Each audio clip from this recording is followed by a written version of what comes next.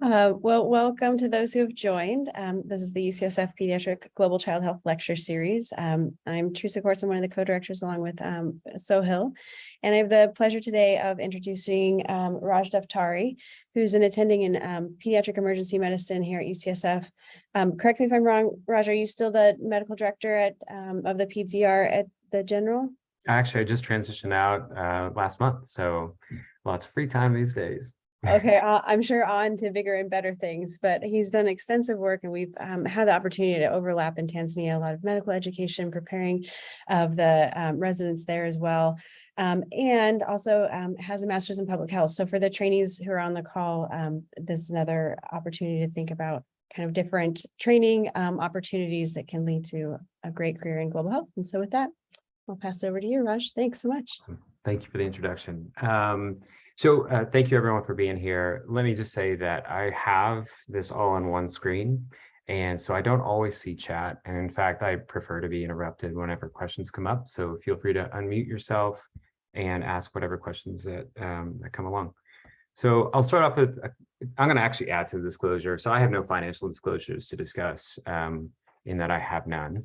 But I would also disclose two things. One, I am colorblind, red-green, which makes viewing some of these tables a little bit difficult. So if I call out a color and you're like, that is not pink, that's gray, or vice versa, just bear with me. And then the other disclosure is I really enjoy giving this this talk, and every year I keep adding more slides to it, and I apologize. But we're going to move I want us to think big picture, and I'll talk a little bit more about that. But just a little bit of background about myself. I did a residency in pediatrics and a fellowship in pediatric emergency medicine. And between those two periods of my life, I spent 2 years working in Lesotho. Lesotho is a country that is landlocked by South Africa, and it's a country of approximately 2 million. And I worked with the Baylor International Pediatric AIDS Initiative, as it was named at that time, and really focused on providing increasing capacity for pediatric HIV care within country. It's among, I think, the second or third highest in terms of HIV prevalence in the world. And so that was the work that I was doing, and it was largely focused on taking care of children in the hospital setting. My work currently, my clinical work is focused in the emergency department. And I think one of the things that I like to do is just take a step back and think about the big picture and think about how we're working to improve the health of children kind of on a larger scale, even from a preventative standpoint before they present to the emergency department. And I think that's a really important way to think about things within public health. And I'll talk about the impact that some of these interventions and strategies have had. But the larger theme, and Teresa mentioned it, the training in public health I found especially valuable. We as clinicians have an incredible opportunity to help children by the bedside and help patients by the bedside. But truly, I think there's an equally important, if not greater, role that's done before they reach the care setting. Our learning objectives is that we'll be talking about the historical trends in child mortality and two worldwide initiatives known as the Millennium Developmental Goals and the Sustainable Developmental Goals, which basically follow the MDGs. We'll talk about the current progress, describe interventions after identifying kind of major causes of mortality. So let's do some background definitions. So basically, under-5 mortality is the likely or the probability of dying by your 5th birthday per 1,000 live births.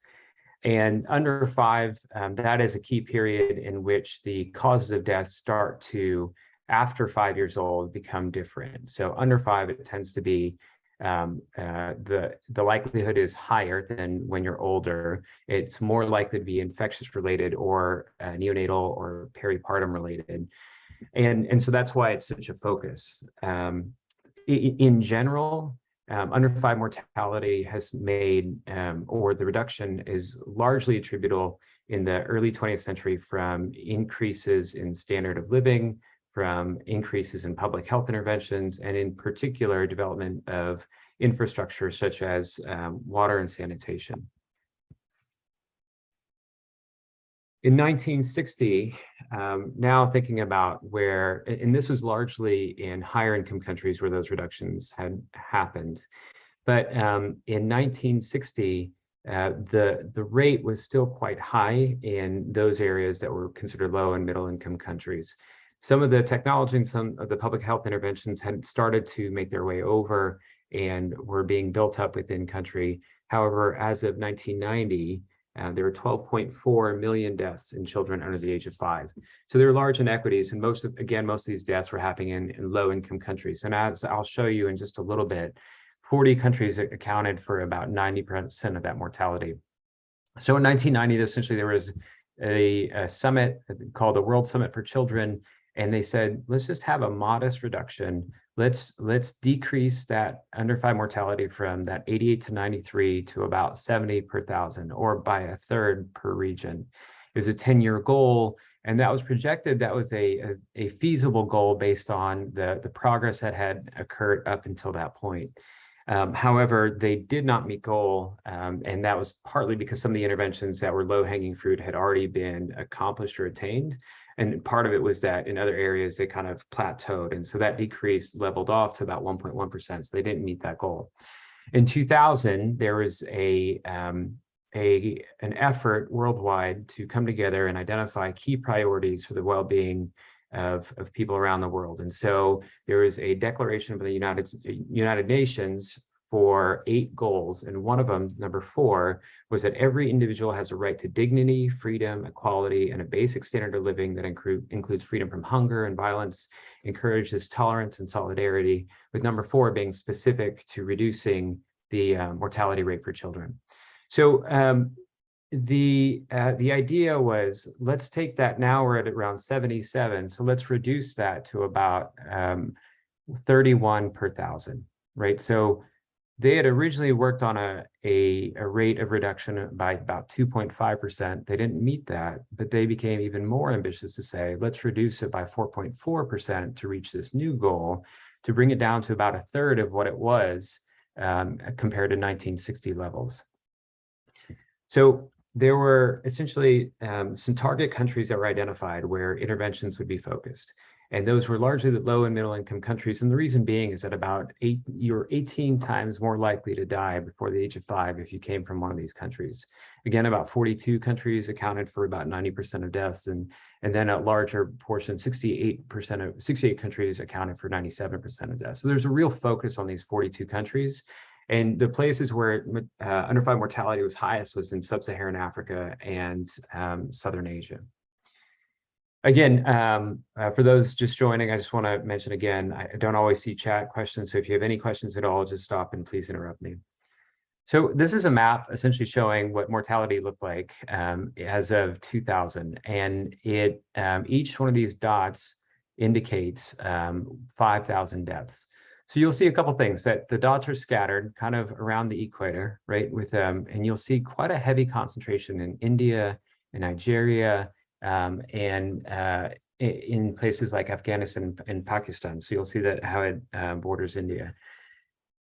These are the lists of countries. You'll see kind of the initial countries, and the yellow is countries that were added in terms of the focus countries that were prioritized in 2008. And then these target countries, I want to show you 2 different slides. So, or 2 different points of data. So in 2000, you had essentially 2.4 million deaths in India, almost 1 million deaths in Nigeria and China. But your probability of death was highest in these countries on the right. So Sierra Leone, Niger, Angola, Afghanistan, and Liberia. So I think this is really important when we think about where we focus our efforts, or how under 5 mortality, kind of where the risk is. So India being a more populous country, and Nigeria and China being more populous countries, have higher absolute numbers of under 5 mortality.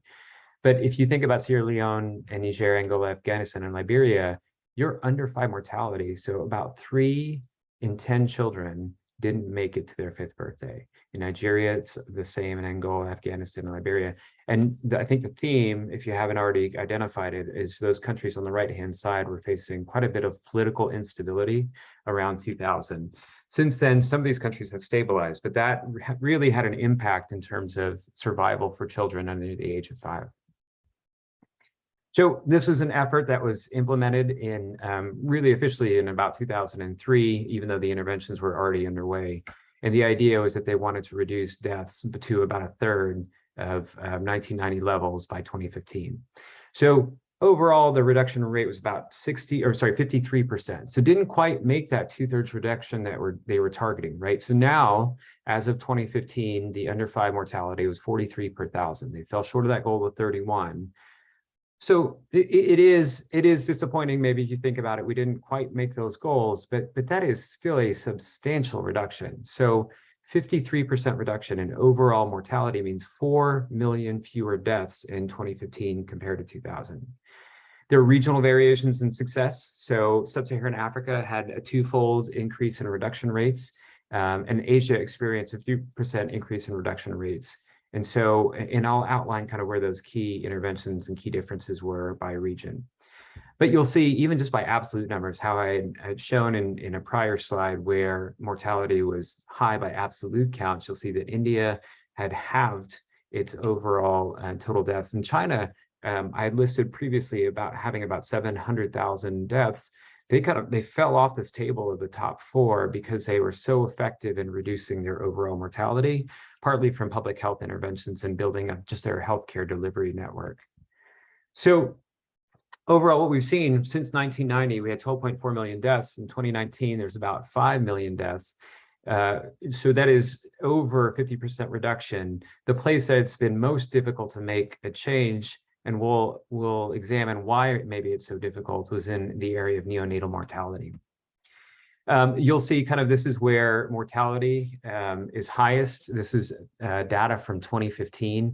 And you'll see that sub-Saharan Africa is where the under-5 mortality was still the highest. You'll still see in the South or the Indian subcontinent of Asia that still the levels are quite high, and Afghanistan and Pakistan are included in that as well.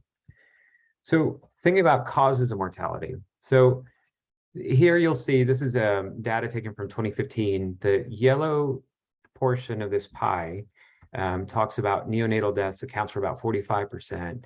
And then the left side accounts for the ages of 1 to 59 months. I'm going to talk about this a little bit more in a subsequent slide, but just think about that. Neonatal deaths, the neonatal period that we're talking about is from birth to 28 days. So that's just 1 month of life compared to the next 59 months of life. And if you can think about how that risk is concentrated in your early month, that's where there's really an opportunity to improve survival.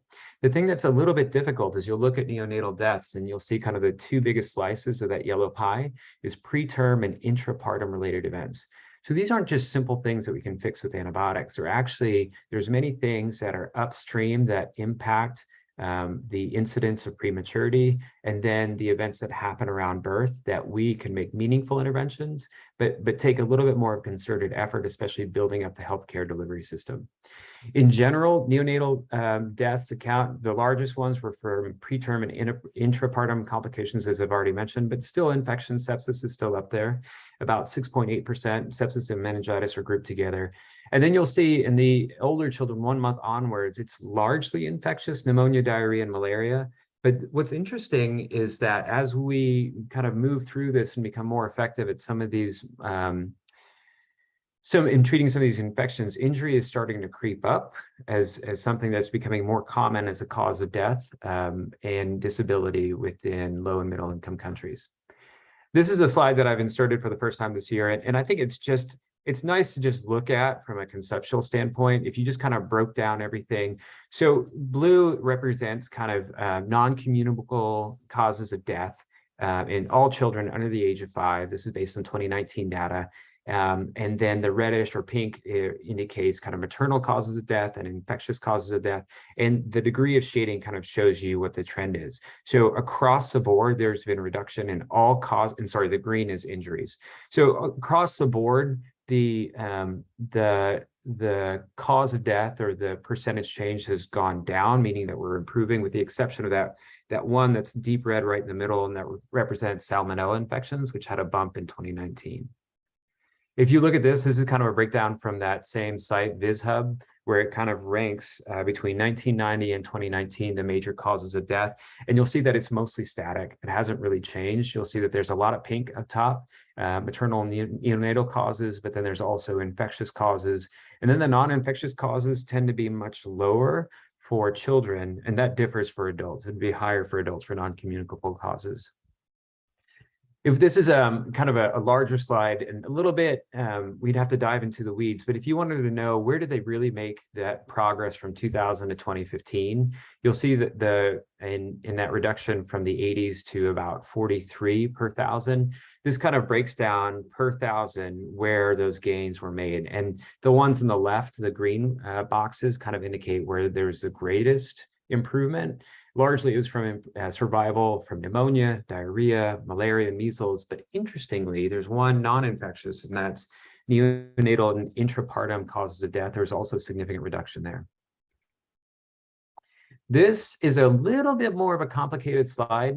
This is basically looking, the y-axis shows you the socio-demographic index of countries, and they're put on a continuum here, bottom to top, and this is based on income, education, and fertility rates. And as a country moves up their socio-demographic index, one being the highest, meaning highest education, highest employment, and fertility maintained at a low number, then you can see that their causes of death proportionately differ from that at the lowest. So if you look at orange, for example, diarrheal diseases, on the right side, you'll see how proportionately it makes up a greater proportion of overall mortality. But as you move up, it accounts for very little mortality in those countries that are the higher SDI, not surprisingly. On the left-hand side, you'll also see what the absolute rates are and how it accounts for their overall death. And I think the other thing that's really important to look at the slide is, again, countries at the lowest SDI have a much broader cause and a much higher rate overall of death compared to as you move up the SDI. Let me just pause. Are there any questions so far? Seeing none, I'll keep going. So this is another way to think about it, in that this is data, I believe, based on 2008 numbers, but essentially they were looking at countries. If you group the countries that had very high mortality, what were their major causes versus those that were very low and somewhere in between, right? So there were 7 countries that had very high mortality, right? And that's greater than 1 per 10 or 100 per 1,000. And in those countries, pneumonia, malaria, and diarrhea accounted for the highest proportion of deaths. And those 7 countries accounted for 20% of worldwide under-5 deaths. I think that number is really stark and really sobering to think that there was, in those 7 particular countries, there was a very high rate of mortality in children, very disproportionate compared to the rest of the world. As you move kind of down these tiers, you'll see that there's 17 countries that fall into the high, 20 in the medium high. And then when you get to low and very low, those are the middle and higher income countries in which the causes of death are different. It's congenital abnormalities, preterm birth complications, pneumonia, and intrapartum events. And even in the very low under-5 mortality, its injuries starts to make an appearance now for the first time on the table. More colors here. This is an interesting table, and what it shows, I'm going to show you 2 back-to-back tables. And what it's showing you, these are the countries that have the highest likelihood of mortality versus this table, which shows the absolute number. And if you just focus on the colors below, so pneumonia and diarrhea, you'll see make up a big significant or big proportion in each one of these countries. So, and these are all African countries that account for the highest rate of mortality. And then you'll see that in red, kind of in the middle of these bars, red accounts for malaria. So you'll see how in Somalia, malaria accounts for a smaller proportion of overall deaths. But if you look at Mali, it accounts for about 24% of under-5 mortality. And this brings up an idea or a concept that I think we're going to touch on in just a little bit. But the idea that when we think about interventions, it's not really effective to think about one solution for all countries necessarily, but to think about contextually what's going to be impactful or where's the need specific to that country. If you look at overall absolute numbers of mortality, this is looking at now the top 10. And here again, India is on the far left. You'll see that preterm birth complications, congenital abnormalities make up a significant proportion of mortality. Pneumonia still is high on that list. But for example, malaria is just a very small portion of overall deaths in India. So, but compare that regionally to the DRC, where you've got 12% of deaths from malaria. So again, what I'm presenting, the reason I'm presenting is to think about what is contextually important when we're approaching under-5 mortality within a specific region or country. Again, regional variation, this is 2010 data, and I'm not going to dive too much into it, but just I think the take home here is in Africa, neonatal deaths accounted for 30%, whereas in Southeast Asia, as of 2010, neonatal deaths accounted for 52% of overall mortality. So really tailoring what the interventions are going to be. Now, one thing that I think is really difficult to target because of the way it's reported is the impact of malnutrition.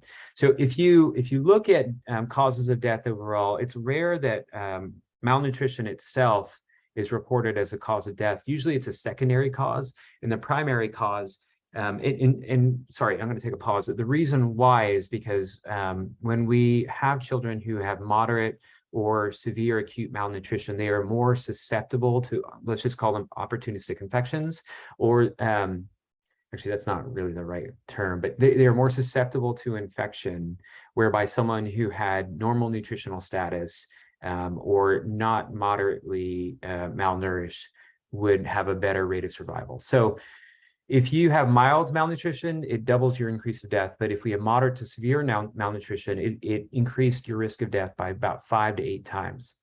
And in thinking about what was the interplay of malnutrition with these causes of death, diarrhea, malaria, pneumonia, measles, you'll see that malnutrition was implicated in about 50 to 60% of deaths by these infectious causes using 2003 data. Neonatal mortality, again, I kind of mentioned this, we're talking about the first 28 days versus the next 1,800 days. So if you think about where your risk is, each one of those days carries a 30-fold higher risk than the subsequent days. And 99% of these neonatal deaths, again, are happening in low and middle income countries. The first 24 hours, kind of the intrapartum, peripartum, or immediately postpartum time is when rates of death are higher. And as you move out of that first week, your likelihood of death starts to decrease. The thing that's so interesting is that the likelihood of death is correlated, has a very strong correlation to maternal health and maternal mortality. So that's why oftentimes child and maternal mortality get grouped together, because there's such an important interplay, especially for the health of the child. If the mother enters pregnancy with a stable nutritional status and is well nourished throughout, has a low rate of infection, then the likelihood that there's going to be preterm birth goes down. That means that the likelihood of survival goes up for the child. So really important. And one of the things I think is really eye-opening is that the lifetime risk of dying in childbirth in some regions as of 2008 was about 1 in 10, meaning that 1 in 10 women would die. Their cause of death would be a pregnancy in their lifetime. The major causes of mortality, I've already mentioned, kind of preterm infection, and then there's the asphyxia-related events. So we think about it as HIE or hypoxic ischemic encephalopathy, or just end organ injury due to a birth-related event. Tetanus used to be a very high cause of mortality, and that was through birth practices. In some regions, there was a birth practice that after cutting the umbilical cord as a way to treat it and protect it, to cover it in soil or mud. Unfortunately, this practice was introducing tetanus infections. And so that was a relatively high rate or a cause of neonatal mortality that actually has had a pretty good intervention and has since been reduced. But as I mentioned, low birth weight, intrauterine growth restriction, and prematurity and maternal health are all factors that impact birth weight, which in turn impact survival. This is another table that kind of underlines that same point, the idea that the first 24 hours is where risk of death is highest, and it starts to taper off after that first week. So I'm based in the United States. Many of you are based in the United States. I think probably most or everyone here. And so it's just, I think it's just an interesting topic just to kind of briefly cover what's happening in the United States. It's reported in 2 different ways. Child mortality from the ages of 1 to 4, versus under-5 mortality as a whole. So in 2018 is reported as 6.53 per 1,000 live births. This is information taken from the CDC. This is 2017 data. And you'll see that kind of under the age of 1, it's congenital anomalies in short gestation, so prematurity, maternal complications, and SIDS that accounted for the highest rates of mortality in that age group. But then as you move past that, injury and homicide and self-injury start to make an appearance and play a greater role in mortality for children. If we think about the United States, this is 2011 data. So I pull data every year, and so I apologize that this is not the most up-to-date, but you'll see that as of 2011, if we compare mortality in the United States compared to what we would consider developed nations or high-income nations, the United States wasn't faring as well. We were, our rates of mortality are above the average.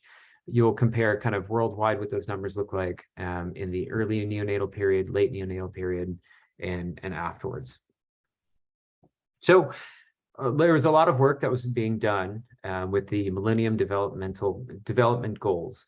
And then the idea was, as of 2015, okay, what happens after 2015? So in 2015, there was the next step was the Sustainable Development Goals. And so instead of 8 goals, now there's 17 goals. And each of these have subsets that are elaborated even more. So Sustainable Development Goal 3.2 said to end preventable deaths of newborns and children under the age of 5 by 2030.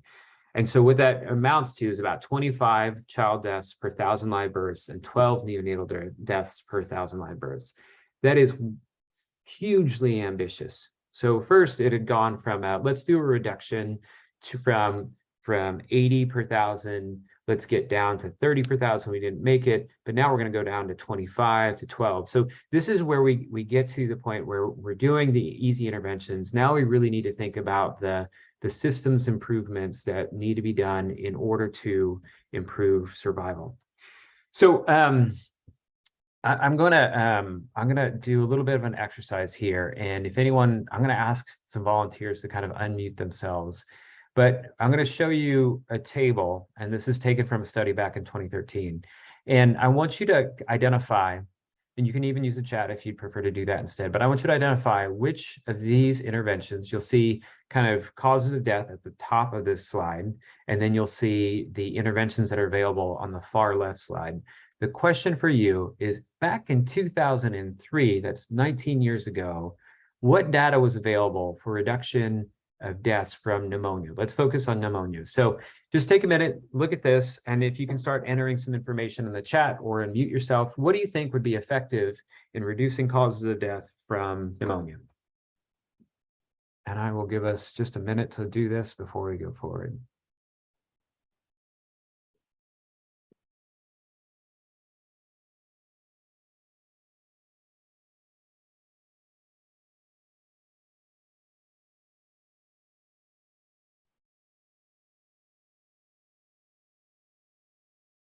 Well, Raj, I would like to take the easy answers, if that's possible. I'm Go going to for it. vote for Hib vaccine and the antibiotics for pneumonia.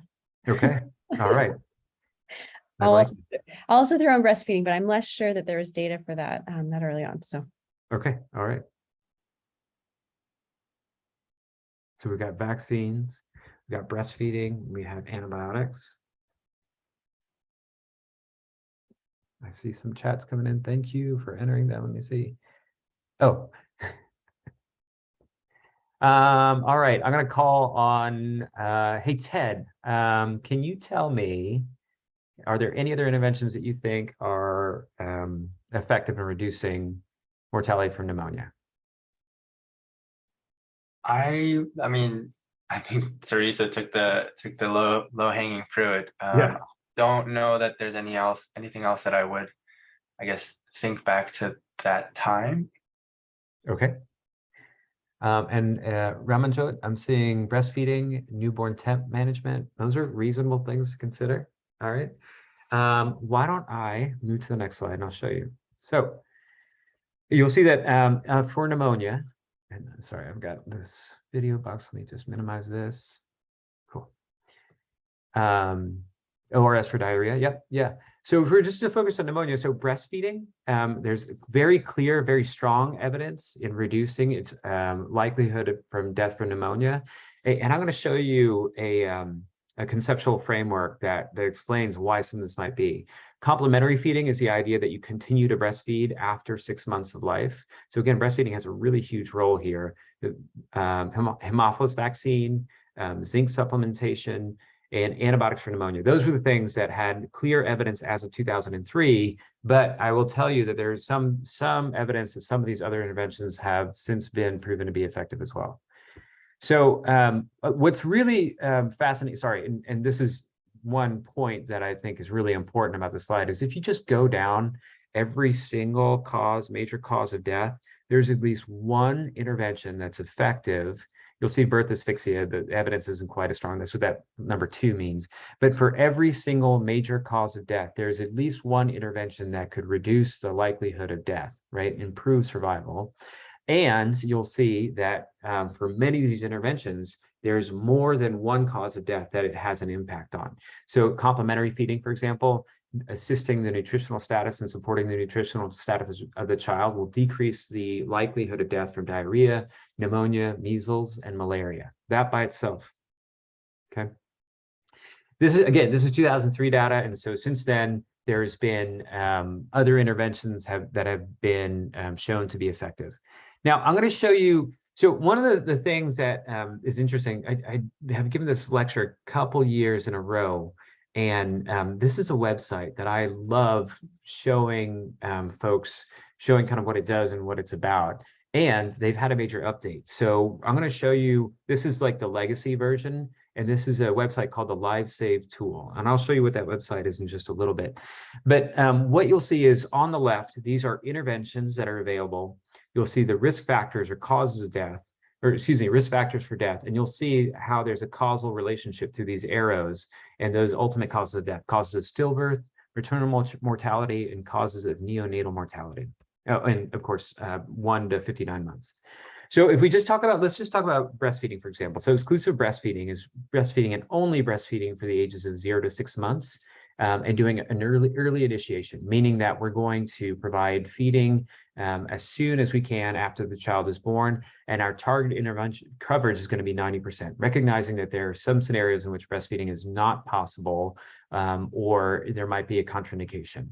So let's keep that target coverage low at 90%, but if we kept that, it would still have a substantial impact on overall mortality. And I'm going to show you the exact amount of lives saved in a couple of subsequent slides. Okay. And again, I've already talked about complementary breastfeeding at 6 to 24 months. So if you think about, if we do breastfeeding promotion and we move towards exclusive and continued breastfeeding, what that would do, we believe, is that because we're not introducing potentially contaminated sources of water, if we're providing formula or other dietary supplementation, if we only stick to breastfeeding, we're going to decrease the likelihood of diarrhea in children, especially young children. If they don't have diarrhea, then they're less likely to get malnourished. Malnourishment leads to stunting, which essentially is where your height is lower than your expected overall, what it should be for your age. And so if we decrease stunting, then we can decrease mortality from many other causes, from pneumonia, meningitis, measles, and diarrhea, because your overall energy reserve and your overall health is better than if you had chronic illnesses or recurrent illnesses such as diarrhea. And then if we have exclusive and continued breastfeeding, we also have a direct impact in reducing neonatal mortality from sepsis, from diarrhea, from pneumonia, and from pertussis. So you can kind of see how everything kind of builds on itself, right? And this goes back to the point that I talked about malnutrition. So if we think that malnutrition, if we know that malnutrition is implicated in about 50 to 60% of infectious causes of death, then by reducing overall malnutrition, by providing early and important nutrition through exclusive and continued breastfeeding, is a way that we can impact all of these major causes of mortality. Now we can talk about some a little bit more targeted interventions. So there's the intermittent preventive treatment in pregnancy of malaria. So this is the idea that you give 3 doses of anti-malarials during pregnancy, regardless of malaria infection. And the impact that it has essentially is it reduces maternal mortality, which in turn reduces maternal mortality, You also decrease the likelihood of maternal and fetal anemia, which improves overall survival, and you reduce the likelihood of low birth weight. So here again, IPTP, intermittent preventive treatment of malaria, is the intervention on the left. You'll see how it decreases the overall likelihood of a stillbirth. It also decreases a child having small or being born small for gestational age, again, affecting their nutritional status, which again affects infectious causes of mortality.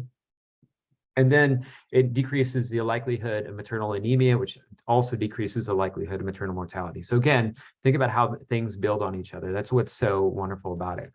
Teresa, thank you for putting that post up there. Teresa's put a link for the actual website that you can play around with. And then vitamin A and zinc are two other ways that micronutrient supplementation, both from a preventative standpoint, whereby we offer regular supplementation, but also treatment for specific illness. So in children who have measles, if they're vitamin A deficient, the likelihood of mortality is much higher. But also if we provide regular vitamin A supplementation, the likelihood that they're going to actually have diarrhea decreases, or that they're likely to die from diarrhea also decreases. And zinc kind of has a similar impact in overall health and survival.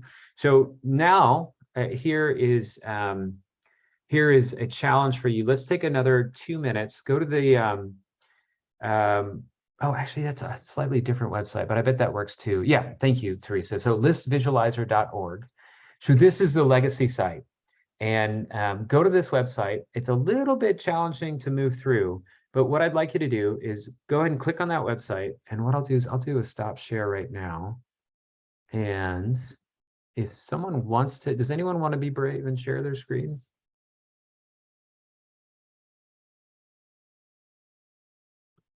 I can share my screen. Awesome, thank you. I think you should have privileges to do it. Hold on 1 second.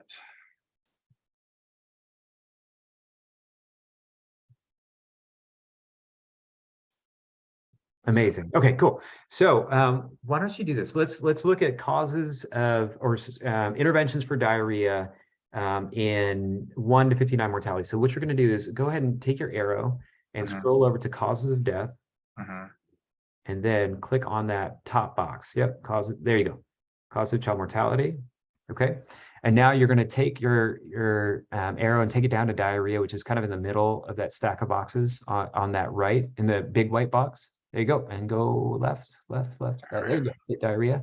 Now hit isolate. So this is really cool. So you can see on the left-hand side, you can see all the interventions and how it plays into a specific risk factor, and how in some cases there's actually a little bit of a feedback loop, and the overall impact that has on mortality.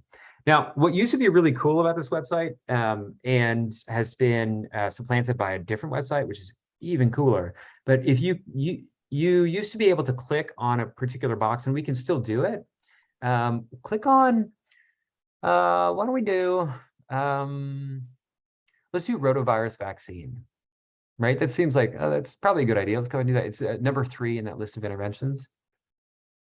And so what's interesting is, so instead of clicking on it, so all I want to show you is that this essentially will show you, will cite data where you can dive in and say, like, well, how did they get this number, or how did they get the information that says that this is an effective intervention? So it will link to the primary papers where this has been published, and you can dive and see kind of where the resources are for it.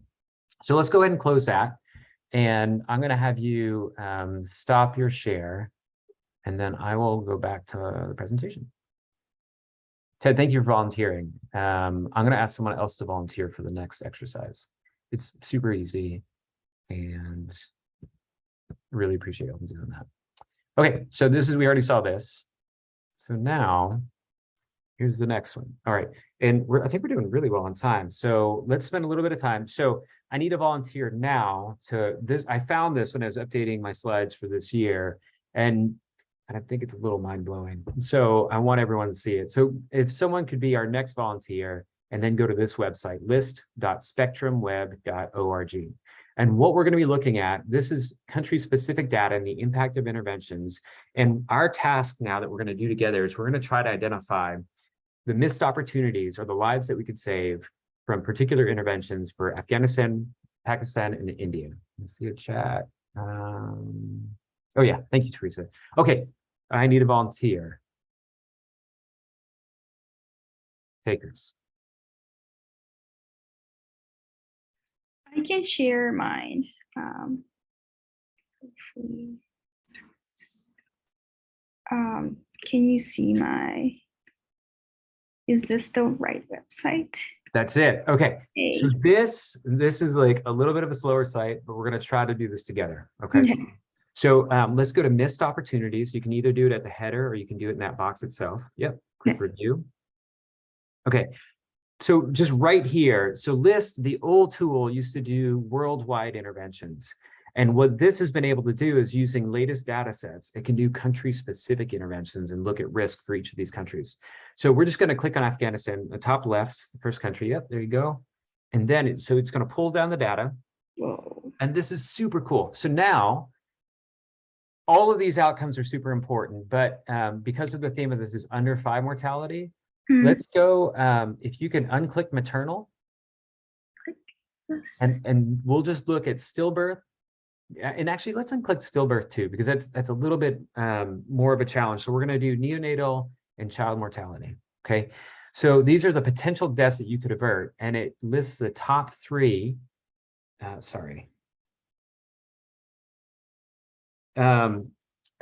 lists the top 3. Not top 3.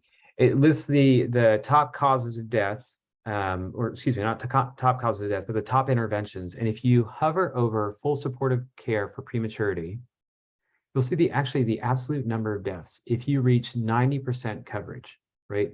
And they're assuming base coverage that you don't have full supportive care for prematurity. So full supportive care is kind of complementary. So it includes feeding, it includes warming, and that is structurally a little bit more difficult to implement. But if you also look at things like oxygen and pulse oximetry for pneumonia, you'll see 4,500 deaths averted. Okay. Now let's compare that regionally to 2 other countries that are also in kind of different economic brackets, but also are experiencing different stages of political stability. So if you scroll over from Afghanistan, if you do the drop down, and let's just go to Pakistan.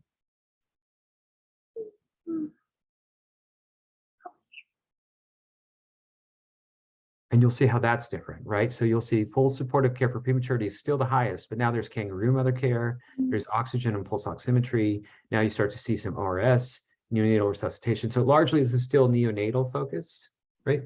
But now if you click over to India. Yeah.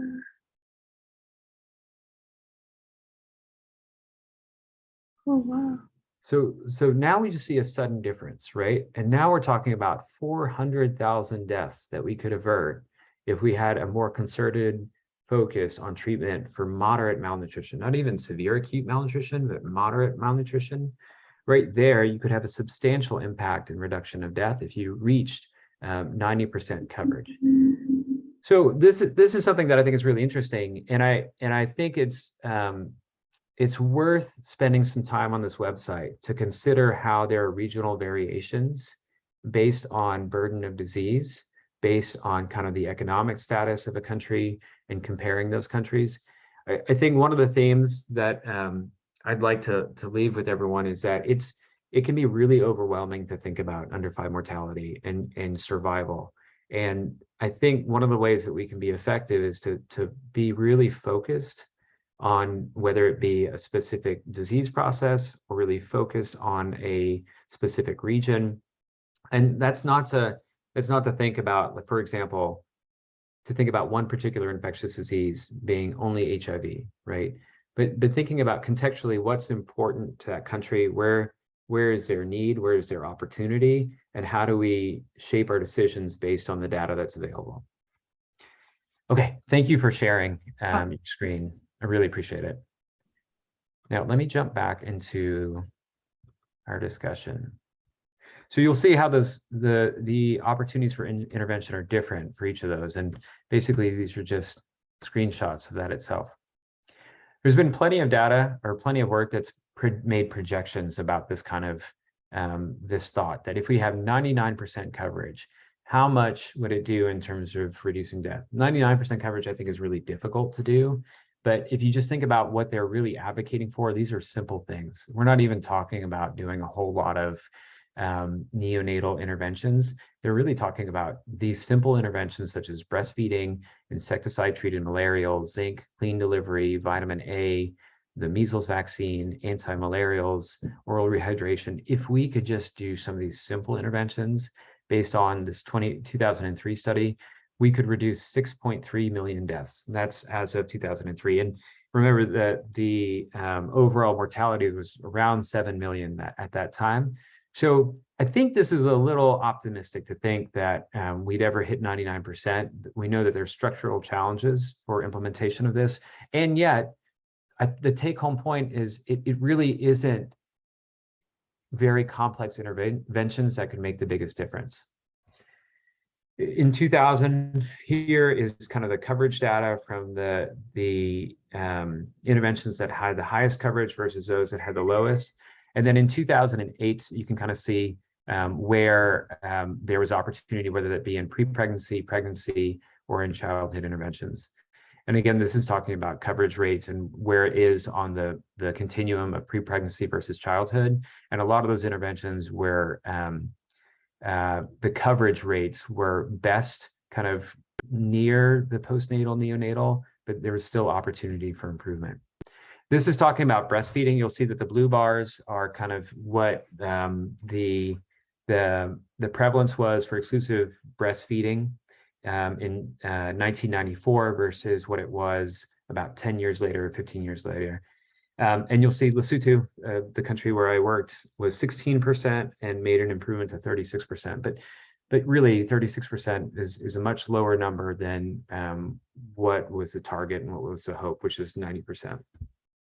The question always comes up about what does it take in terms of marshaling resources? And I think there's a really important philosophical discussion about not limiting what we provide to children and what we're able to provide. But in this 2005 study, you implemented 23 known effective interventions in 42 target countries that had 90% mortality, and you did it over a package of 18 scheduled contacts, and you got 99% coverage. What would that actually cost you to do? Well, they broke it down, and it costs about $5 billion annually. And we think about the money that we spend on other programs worldwide, including, I'll make a political statement about kind of where we put our defense budget, for example. $5 billion is a very small fraction of our overall expenditures as a country, and yet we can make a significant impact in overall mortality. The actual cost, when they broke it down, life saved, was $887 per life saved. This is another study that looked at a different set of interventions, specifically if we were targeting pneumonia and diarrhea, which accounted for about 35% of all deaths as of 2013. If we implemented these interventions specifically and scaled up to 80% coverage, we could save 1.4 million deaths or 1.4 million lives. And the total cost for that intervention, for that one-time intervention, was $6.7 billion. So these are slightly different interventions. That's why the cost is a little bit higher, but this is another study that tried to attempt to quantify what it would really take resource-wise to bring the rate of mortality down. This is kind of a table. The big picture of this is that intervention doesn't have to happen within a hospital or a healthcare clinic. It can happen within a household. It can happen within the community, or again, within the hospital. But things like immediate thermal care, especially when a child is delivered at home, immediate thermal care, exclusive breastfeeding, all of this can have a meaningful impact in reducing mortality and doesn't require quite the same structural interventions that other interventions would. I understand that the next conversation is going to be with Sally Graglia, who's one of our one of our EM faculty who has done really important work, and she is going to be focused on ultrasound. I think she fits into this model really well, as do our other PEM faculty that you've, I think, already heard from, including Carol Chen and Nick Lom. But there's a conceptual framework about thinking about mortality, specifically maternal mortality, in 3 different stages in terms of delay in recognition, delay in transport to health facility once an illness is recognized, and delay in adequate care once they have arrived at a healthcare facility. I think the same thing can be applied to other causes of mortality, including under-5 mortality. And so we think about some of the programs that our UCSF faculty are working on. So we're doing work in nursing education. Nick Lom is doing work in pre-hospital systems and emergency medical systems to get children to hospitals safely once they've been identified as having a life-threatening illness. And then upon arrival at a healthcare facility, improving healthcare delivery through training, through provision of something like the basic emergency care course, the curriculum for pediatric emergency medicine, and even residency training programs in Uganda and Tanzania. What I want to leave you with is the idea of, we just think about big picture. We think about the idea of developing interventions that are contextually important but also maintaining some hope. There's been a dramatic decrease from 12 million to 5 million over the course of the past 30 years in overall under-5 mortality, and there's continued opportunity to improve. That being said, there's still 5 million children that are going to die this year who are under the age of 5, and that calls for our attention and considering how we might be effective in reducing that number. Again, half of under-5 mortality occurs in the neonatal period, and that risk is highest in low and middle income countries, but in particular, a small subset of low income countries where there's major opportunity. Remembering also that there's interventions that exist for every major cause of mortality. It's the coverage rates that can be a challenge, but again, interventions should be evaluated by local impact. With that, I am going to, oh, sorry, one more slide. Future opportunities, I've talked about, there is opportunities to improve maternal care. We know that interventions that are not necessarily health focused, but that are education focused, specifically focusing on advancing women and providing education opportunities for them, also has improved survival and decreases maternal mortality and has improved survival for children.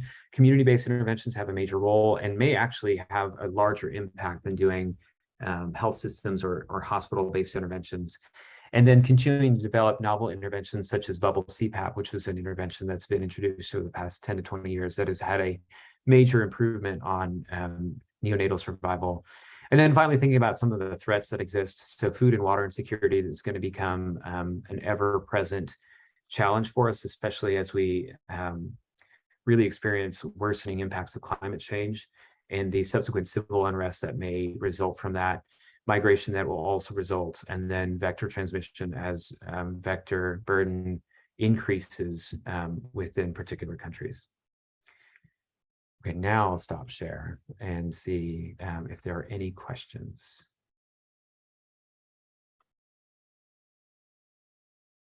Well, thank you. Thank you, Gurpreet, for putting the Viz Hub. That is just such a fantastic website, and also just really fun to spend some time and see where trends are.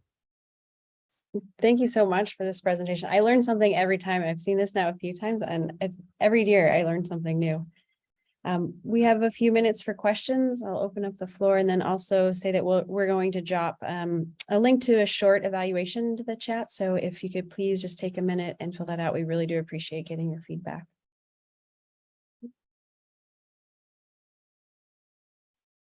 I have a question actually for you. This has been kind of a recurring theme that's come up throughout this this course in the lecture series is about decolonizing global health. And we had, as part of the first week of the lecture series, we did have some colleagues from Uganda join us. And one of the points that they brought up was that these goals, like the Millennium Development Goals, the SDGs, are made and then kind of like imposed on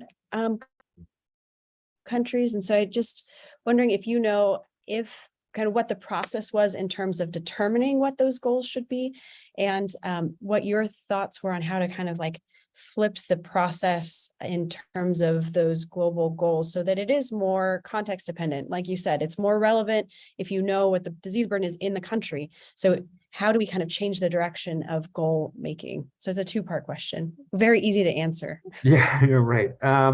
Okay. I can tell you that it was consensus driven when they developed the initial goals.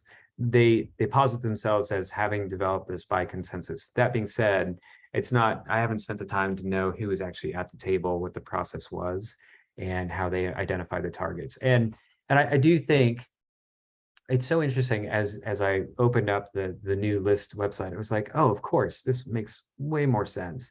I think the idea, we all want to be useful and we all want to make an impact. I think we also need to be really careful about the idea of thinking that we're going to single-handedly provide a solution or introduce a solution to a context, especially one that we may not be familiar with.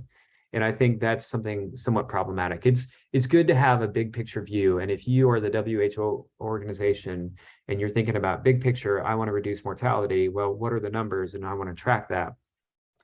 But for folks that are living within a particular country and practicing within that particular country and caring for and seeing children who are affected by endemic illness or specific challenges, I think that is less helpful and less informative and less of your day-to-day.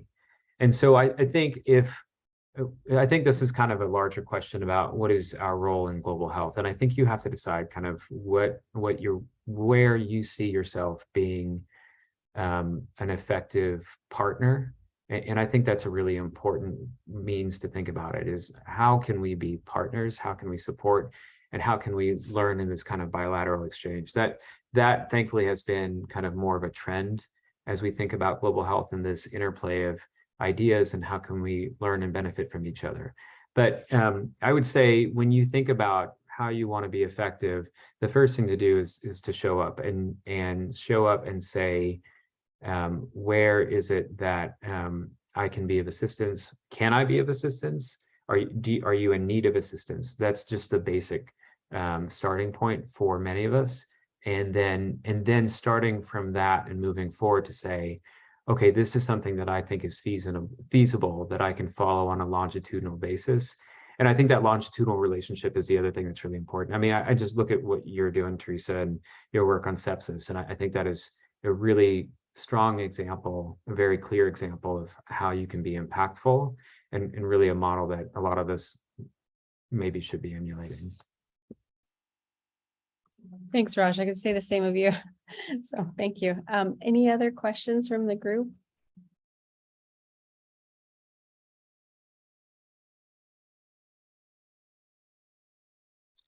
One question, Raj, that's, and thank you, a great talk as always, around the quality of the data.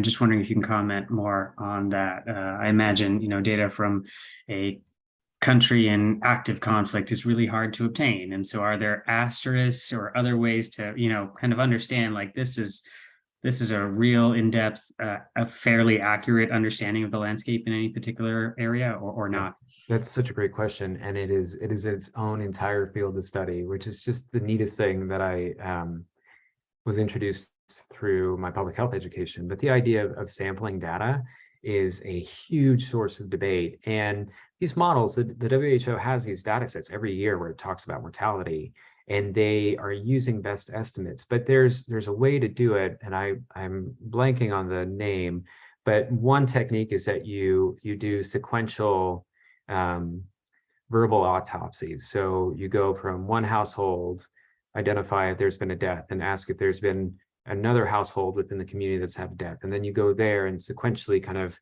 identify what the overall mortality rates have been, what the cause of mortality has been. And that's something that can be done in conflict areas. But again, I think a really important point is that where data doesn't exist or it's not collected in a formalized way, there we have to make greater estimates and there's greater uncertainty. And that being said, one of the things that's really important is consistency in your data collection techniques, so that seeing year by year how things trend is another way to say we may not have the exact numbers, but we can see how things in general are trending for these causes of mortality. That's a really great question, though. Thank you. Okay. I want to thank everyone for this opportunity. I love talking about this, so thanks for having me.